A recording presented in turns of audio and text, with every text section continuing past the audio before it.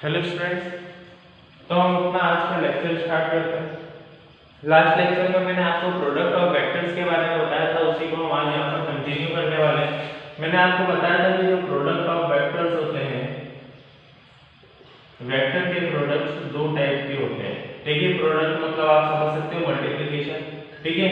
Multiplication of vector या फिर product of vector एक ही बात है। दो तरीके से हम इनका प्रोडक्ट कर सकते हैं। एक होता है स्केलर प्रोडक्ट, और दूसरा जो होता है वो है वेक्टर प्रोडक्ट। ठीक है, स्केलर प्रोडक्ट हो गया और वेक्टर प्रोडक्ट हो गया। स्केलर प्रोडक्ट को ही हम बोलते हैं डॉट प्रोडक्ट, और वहीं क्रॉस प्रोडक्ट बोलते हैं वेक्टर प्रोडक्ट, क्रॉस प्रोडक्ट।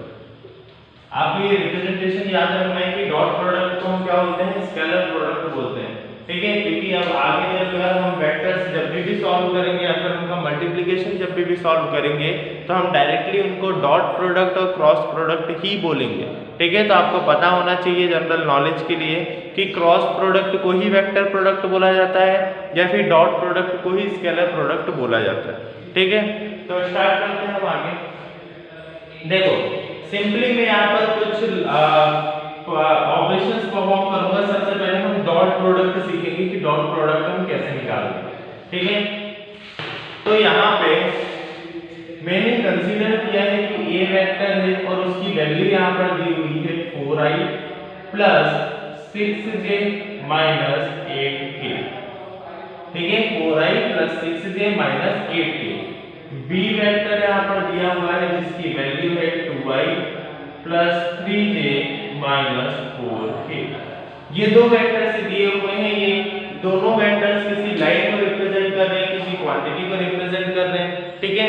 इन्हीं दोनों वेक्टर्स का हमें क्या निकालना है, यहाँ पर डॉट प्रोडक्ट निकालना है, ठीक है। मतलब हमें जो फाइंड करना है वो क्या है, यहाँ हमें फाइंड करना है ए वेक्टर डॉट बी वेक्टर, ये हमें फाइंड करना है, ठीक है। ए वेक्टर डॉट बी वेक्टर हमें नहीं दिया हुआ है, हमें फाइंड करना है। तो देखते हैं कैसे फाइंड करते हैं। तो सबसे पहले ए वेक्टर डॉट बी वेक्टर जब मैं निकालूंगा तो उसके लिए मुझे क्या करना पड़ेगा, ए वेक्टर की value 4i plus 6j minus 8k और डॉट बी वेक्टर क्या हो जाएगा, बी वेक्टर है 2i प्लस 3j माइनस 4, ठीक है।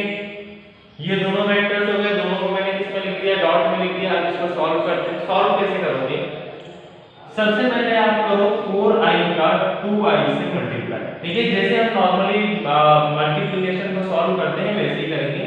4i का 2i से मल्टीप्लाई, तो मैं यहाँ पर लिखता हूँ, थोड़ा बड़ा होने वाला है ये, तो इसलिए a vector dot b vector is equal to 4i का 2i से मल्टीप्लाई करेंगे तो यहाँ पर क्या हो जाएगा, 4 मल्टीप्लाई 2 और i मल्टीप्लाई i।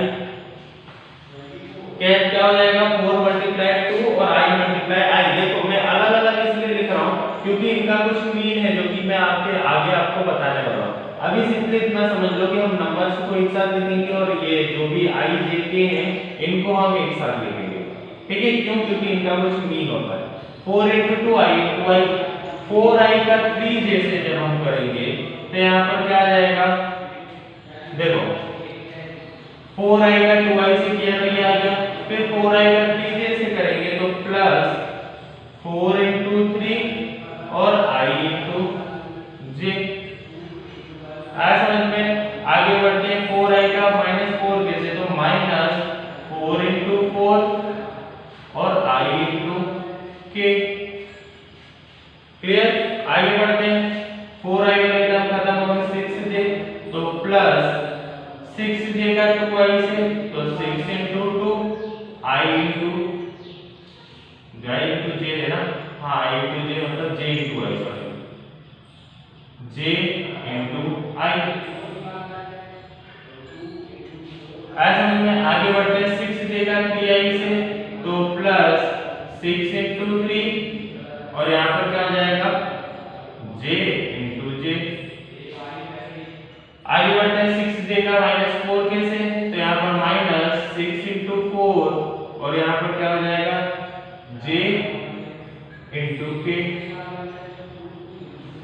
ठीक है। इसी तरीके से अब आगे हम क्या करेंगे, 8 इंटू 2, तो यहाँ पर हो गया माइनस 8 मल्टीप्लाई 2, और क्या हो जाएगा इसके साथ, यहाँ पर लिखता हूँ मैं 8 मल्टीप्लाई 2 और k इंटू आई,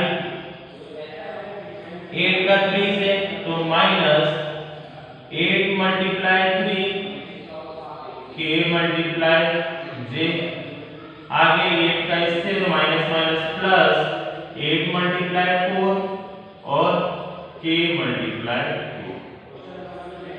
ये इतना बड़ा यहाँ पर डॉट प्रोडक्ट का सॉल्यूशन, ठीक है। अब देखना इसमें आगे हम सॉल्व करेंगे, काफी ज्यादा सिंपल है ये, तो आपको मैंने नॉर्मली पूरा समझाने के लिए ऐसे बताया है कि इस तरीके से करते बहुत सिंपल तरीके से। अभी हम देखते हैं इसमें क्या करना है। जब आप यहाँ पर आओगे तो कुछ रूल्स होते हैं जो कि आपको पता होने चाहिए, जैसे कि i multiply i, j multiply j, cap लगाना जरूरी है, कैप लगाना मत भूलना, k मल्टीप्लाई k, ये तीनों किसके बराबर होते हैं, 1 के बराबर होते हैं, ठीक है। इसके आगे सुनना, i multiply j, i multiply k, k multiply i, k multiply j, j multiply i और j मल्टीप्लाई k, ये सारी चीजें किसके बराबर होती हैं, ये सारी चीजें होती हैं 0 के बराबर। ऐसा समझ में, मतलब i इंटू आई 1 हो जाएगा, i इंटू j हो जाएगा 0, ये भी हो जाएगा 0, ये भी हो जाएगा 0, j इंटू j 1 हो जाएगा, j इंटू k हो जाएगा 0, 8 इंटू 2 तो ठीक है, k इंटू i हो जाएगा 0, ये 0, ये हो जाएगा 1। अब देखो अगर i इंटू j 0 के बराबर होता है तो 0 का इसमें मल्टीप्लाई करेंगे तो ये क्या होगा 0, तो ये पूरी टर्म क्या होगी यहाँ से खत्म हो गई। जब यहाँ पर भी हम मल्टीप्लाई करेंगे तो ये टर्म क्या हो गई 0, मतलब ये टर्म भी खत्म हो गई, ये भी टर्म क्या हो गई यहाँ पर खत्म हो गई। आगे बढ़ते हैं तो ये तो 1 हो गई, लेकिन ये वाली टर्म क्या हो गई खत्म, ये टर्म यहाँ तक खत्म, फिर ये वाली टर्म भी खत्म, ये वाली टर्म 1 हो गई।